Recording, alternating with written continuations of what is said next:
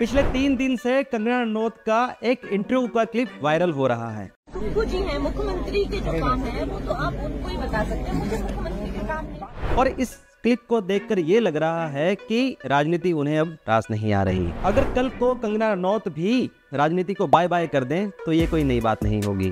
क्या आपको पता है बॉलीवुड के 6 बड़े स्टार चुनावी राजनीति में एंट्री करने के बाद उससे मुंह मोड़ चुके हैं। इनमें सबसे पहले बिग बी अमिताभ बच्चन का नाम सबसे टॉप पर आता है।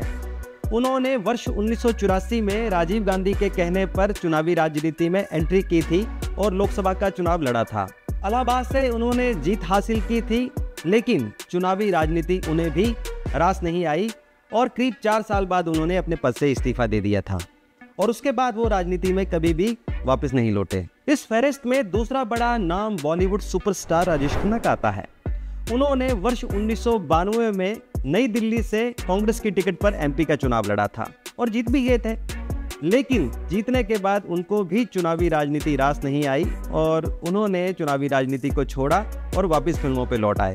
यही नहीं, बॉलीवुड की सुपरस्टार रेखा भी राजनीति में रणछोड़ दास बन गई थी। उनको वर्ष 2012 में राज्यसभा सीट दी गई थी, लेकिन राज्यसभा सदस्य बनने के बाद उन्होंने भी कुछ टाइम तक राजनीति में काम किया, लेकिन उसके बाद उन्होंने राजनीति को पूरी तरह छोड़ दिया और फिल्मों में लौट आई। राजनीति में आकर वहां से भागने की लाइन में चौथा बड़ा नाम बॉलीवुड स्टार मिथुन चक्रवर्ती का आता है। उनको वर्ष 2014 में ममता बनर्जी की टीएमसी पार्टी ने राज्यसभा सदस्य बनाया था, लेकिन मिथुन चक्रवर्ती ने 2 साल बाद अपने पद से इस्तीफा दे दिया।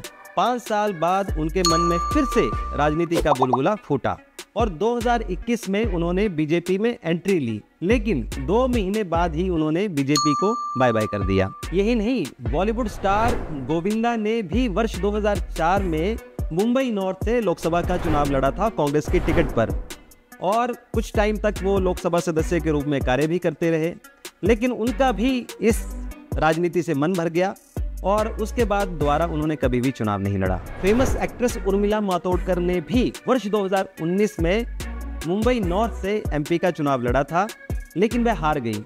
उसके बाद उन्होंने शिवसेना ज्वाइन की, लेकिन यहाँ भी उनका नहीं मन लगा और उसके बाद उन्होंने राजनीति को हमेशा के लिए अलविदा कह दिया।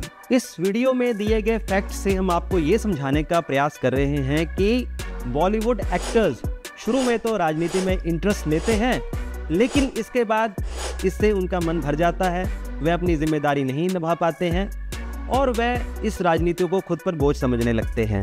इसलिए बॉलीवुड एक्टर्स को वोट देते समय ये ध्यान रखना चाहिए कि इनकी राजनीति की एक्सपायरी डेट जल्दी ही हो जाती है।